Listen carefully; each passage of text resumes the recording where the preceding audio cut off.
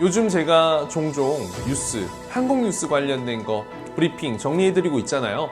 그게 도움된다는 분들이 많기도 해서 제가 또 한 번 브리핑 준비했습니다. 모든 뉴스를 다 담고 있지는 않겠지만 굉장히 또 특색이 있는, 답변에 활용할 수 있는 키포인트가 될 수 있는 뉴스들만 한번 콕콕 집어서 말씀드리도록 하겠습니다.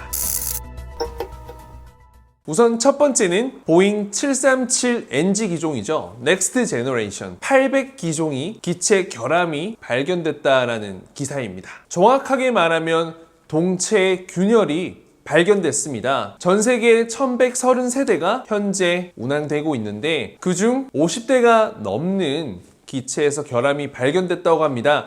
우리나라에서는 총 9대에서 기체 결함이 발견됐습니다. 대한항공 5스타가 아니고요. 대한항공 5대, 진에어 3대, 제주항공 1대, 이렇게 총 9대입니다. 이 737NG 기종과 또 문제가 엎친 데 덮친 격으로 그 전에 있었던 건 맥스기죠. 그리고 737NG 기종이 문제가 되고 거기다가 얼마 전 제주항공 회항 사건까지 있었죠. 안전에 관련된 문제가 계속 불거지고 있는데 그만큼 안전을 최우선으로, 안전의식을 최상으로 여러분들 생각하는 그 면접 지원자의 자세가 중요해질 수도 있을 것 같습니다. 제주항공 긴급회항 사건 많이 보셨기 때문에 자세한 내용은 생략하겠습니다.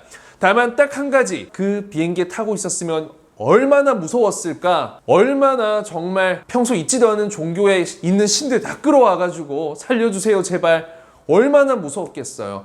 그런데 이게 중요한 게 소프트웨어의 결함이었다는 겁니다. 그런데 제주항공 측에서는 단순히 버튼 오작동으로 회항을 했다라고 보도했는데 사실 버튼 하나 고장난다고 기내에서 칵핏에서 수동으로 해결할 수 없을까요? 지금 맥스기, NG기, 동체 결함, 그리고 이번 제주항공 어느 정도 연결고리가 저는 있다 생각합니다. 그래서 안전에 대해서 조금 더 중요하게 생각하고 이에 대한 개선사항, 위기를 기회로 만들 수 있는 포인트들 꼭 잡으면 도움 될 겁니다. 그리고 조금 빵당한 재미있는 뉴스 소개해드리겠습니다. 기장님들 되게 멋있잖아요. 그런데 이 911 항공에서 이 한 의문의 여성을 칵핏에 태워서 영구적으로 운항 정지 처분 받은 사례가 나왔습니다. 우선 여러분, 칵핏에는 적절한 출입 절차가 있습니다. 그리고 해당 신분이 확실해야지 출입할 수 있고, 또 민간인 같은 경우에는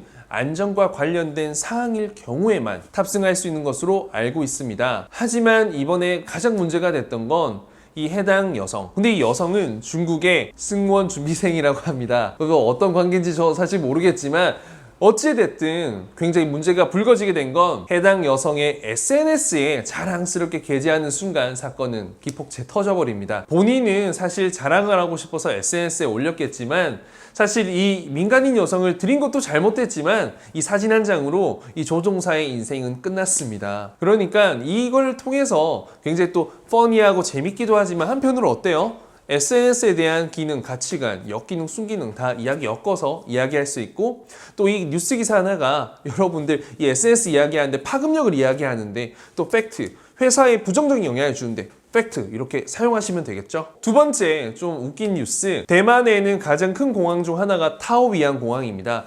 여기에서 항공기 기체 랜딩 기어에 몰래 탑승해가지고 미립국을 한번 시도하려고 했던 과감하고 정말 기가 차는 한 사건이 있었습니다. 몰래 출국을 시도하려는 정황이 포착됐는데 정말 중요한 건 신분증도 없고 출입국 기록도 없고 공항에 들어오고 나갔다는 이런 아예 흔적도 없습니다. 어떻게 들어왔는지 모르겠습니다. 그리고 한 가지 더 발견된 건 가스 토치라고 합니다. 여러분, 가스 토치하면 뭐 항공기 폭발시키려고 테러 막 이렇게 생각하실 수도 있겠지만 사실 그런 의도는 아닌 것 같고요. 이게 이륙을 해서 이 상공에 있다 보면 영하 60도까지 내려갑니다. 실제로 이 랜딩 기어에 몰래 숨어가지고 미립국 시도하다가 다 죽었다고 합니다, 여러분. 그래서 본인의 이 체온을 좀 보호하려고 하지 않았나라는 생각이 드는데 공상과학 영화도 아니고 참 기괴합니다. 굉장히 특이한 색다른 이색 뉴스라서 한번 제가 꼽아봤습니다. 이번에는 티웨이 항공의 자랑스러운 소식을 가지고 왔습니다. 티웨이는 대구공항을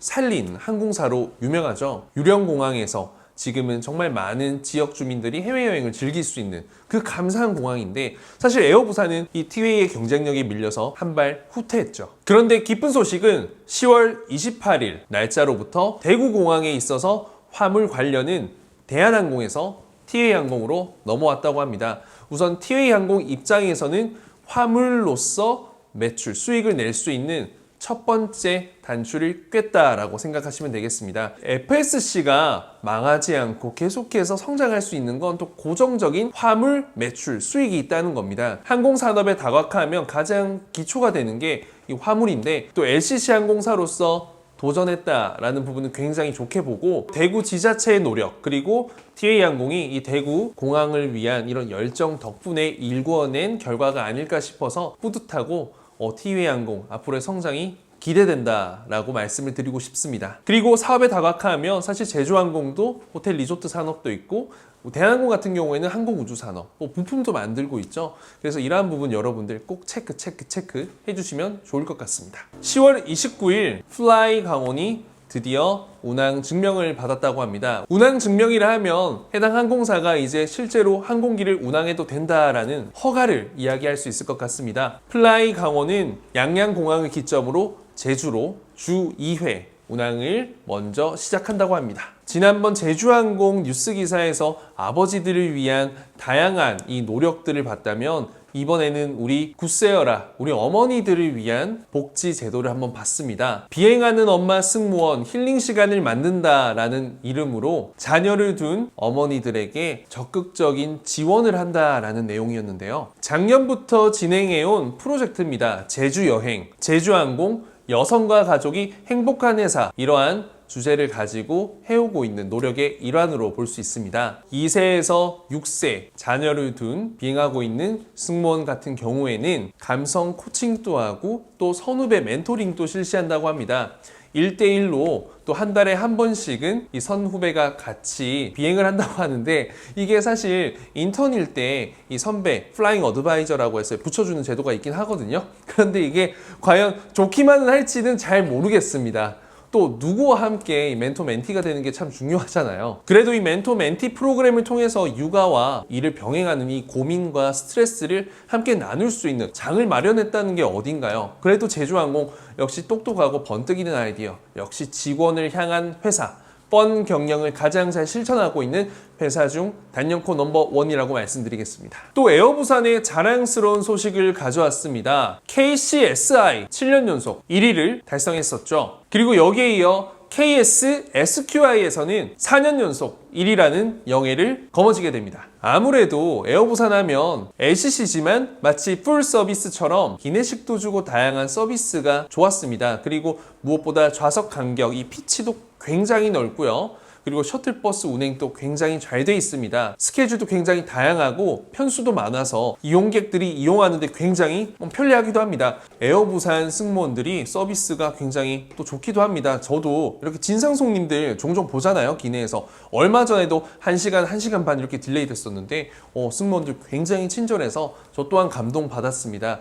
이번에 아마 에어부산 채용이 지금 현재는 없는 걸로 예정이 되어 있는 걸로 알고 있는데, 또 얼른 우리 부산 경남권 또 서울에 있는 많은 승무원 준비생들이 우리 에어부산 가서 좋은 평가에 조금이라도 한 손 보탤 수 있다면, 한 스푼 더 할 수 있다면 좋을 것 같습니다. 그리고 에어부산이 1위 했던 KS SQI에서 FSC 부분은 누가 1위 했을까요? 죄송하지만 아름다운 사람들 아시아나항공은 아니고요. 역시 Excellence in Flight 코리안 에어네요, 여러분. 그리고 굉장히 자랑스러운 건 GCSI 항공 글로벌 부분에 있어서는 여객 서비스 부분 무려 15년 연속 1위를 달성했다라는 부분 체크하시면 좋을 것 같습니다. 자, 그리고 여러분들 기대 만발하고 있는 항공사 에어프레미아에 대한 소식입니다. 개인적으로 테디쌤이 알고 있는 정보의 하나면 에어프레미아 내년 상반기에 대거 승무원들을 채용할 겁니다. 신입은 물론 경력직까지 지금 이미 이런 임원진 구성은 끝났고 출범을 앞두고 있습니다. 조금 기다리시면 좋은 소식 있을 거라고 생각합니다. 그런데 에어프레미아는 중장거리 하이브리드 항공사를 지향하고 있죠. 그래서 787 기종으로 운항을 시작합니다. 실제로 올 초에 787 세대를 리스 계약했는데 이번에는 보잉사와 직접 2021년에 787 5대를 구매하는 걸로 계약을 끝냈다고 합니다. 그리고 앞으로 5년 안에 787 10대 도입을 목표로 하고 있는 만큼 굉장히 승무원뿐만 아니라 항공산업에서 많은 채용을 이끌어줄 수 있는 항공사, 개인적으로 가장 기대되는 항공사입니다. 역시나 엑설런스 인플라이트 코리안 에어가 사고를 쳤습니다. 여러분 안전 영상 보셨나요? 저 깜짝 놀랐거든요. 솔직히 처음에 뭔가 싶었어요. 저는 노래 뮤직비디오인 줄 알았는데 이게 15년 만인가? 정말 오랜만에 기내 안전 영상을 바꿨습니다. 기존에 딱딱하고 굉장히 촌스러웠던 이런 기존의 영상에 탈피해서 이 슈퍼엠이죠. 빌보드 차트가 굉장히 여러 종류가 있는데 그 중에서 어쨌든 1위를 거머쥔 굉장히 거물, 이 아이돌계 어벤져스라고 불리는 슈퍼엠이 주인공이고 나레이팅이라고 하죠. 보아가 진행을 했습니다. 실제로 저도 5분간 넋 놓고 봤는데 우선 이게 뭔가 싶었습니다. 뭐랄까요? 한류 열풍을 이끄는 그 주역들, 역시 대한항공, 우리 대한민국을 대표하는 항공사, 이런 컨셉, 트렌드, 문화적인 쇼킹, 이 한류 열풍의 주역 이런 거 이해합니다. 너무 좋은데 다만 한 가지 우려되는 건 이게 과연 어른들이 이해를 할까? 특히 노인분들 이거 전혀 이해를 못할 것 같아요. 조금 어렵고 난하게 느껴지긴 했지만 어찌됐든 우리 대한항공이 어떤 항공사입니까? 이 4차 산업혁명 최전방에 있는 항공사가 아닙니까? 그래서 혁신적인 이 4차 산업혁명과 어울리는 데모스트레이션 영상이었다라는 건 확실히 말씀을 드리고 싶습니다. 그리고 실제 기내에서 특별하고 특이하고 재미나게 영상을 만든 건 아마 에어솔 이후로는 최초가 아닐까 싶습니다. 그런데 스케일이 남다르네요. 역시 엑셀런스 인플라이트. 그리고 여러분 올해 3분기 항공 여객 이용객이 또 4% 이상 증가했고 역대 최대 실적이라고 합니다. 정말 말이 많죠. 지금 일본과 국제관계 좋지 않고 보이콧, 우리 일본 노선 줄어들고 사라지고 뭐 여행산업이 큰일 나니 문제 나니 여러 가지 말이 많았지만 결국에 여행객은 꾸준히 증가하고 또 증가하고 있습니다. 국제선뿐만 아니라 국내선도 함께 증가했고 역대 최대치를 찍었습니다. 여러분들 걱정 많으시죠? 지금 채용이 뜰까 안 뜰까? 항공산업 망하나 안 망하나? 여행 가는데 우리가 횟수 제한이 있나요? 테디쌤 같은 경우에는 시간만 있으면 일주일에 한 번씩 두 번씩 가고 싶습니다. 여행이라는 건요 여러분들 앞으로 늘어나면 늘어나고 발전하면 발전하지 절대 퇴보하지는 않습니다. 외부적인 상황이 좋지 않을 뿐이에요. 국제적인 관계가 좋지 않은 거지 항공사가 문제가 되고 우리나라 사람들이 돈이 없어서 여행을 못 가는 건 절대 아니다라는 겁니다. 예를 들어 요즘과 같은, 요즘 아니죠, 얼마 전에 이 미국 중국 사이 안 좋고 막 북한도 핵 쏘고 또 그리고 뭐랄까요 일본과 관계 안 좋으면 국내에 튼실한 기업도 타격을 받습니다. 일본과 전혀 관계가 없는데도. 왜? 분위기가 그렇기 때문에 수축되는 거죠. 내가 탄탄하고 튼튼하면 전혀 문제 없습니다. 내가 단단하고 준비된 지원자면 그 기회가 곧 올 때 잡으면 됩니다. 어차피 롤러코스터거든요. 결국에는 제가 이 기사를 말씀드리면서 포인트로 말씀드리고 싶은 건 여행 산업은 계속 증가하고 있고 에어프레미아. 결국에는 항공사들 어렵다 해도 여러 곳에 취약 많이 하고 있거든요. 한번 검색해 보세요. 제가 모든 걸 말씀드릴 수는 없지만 저는 항공산업의 미래, 올해 하반기는 거의 다 끝나버렸지만 내년 상반기는 정말 피크 정점을 찍을 거라 생각합니다. 그래서 앞서 올린 스펙 영상, 면접 준비 정말 열심히 하시고요. 제가 수업에 관련된 것도 올려드렸죠. 그래서 여러분들은 정말 준비된 그 사람이 돼서 기회를 확실히 꿰찰 수 있는 오직 한 사람의 여러분들이 되었으면 좋겠습니다. 그러면 뉴스 공부하시고 면접 준비하시고 스펙 따러 가시죠. 또 뵙겠습니다. 안녕.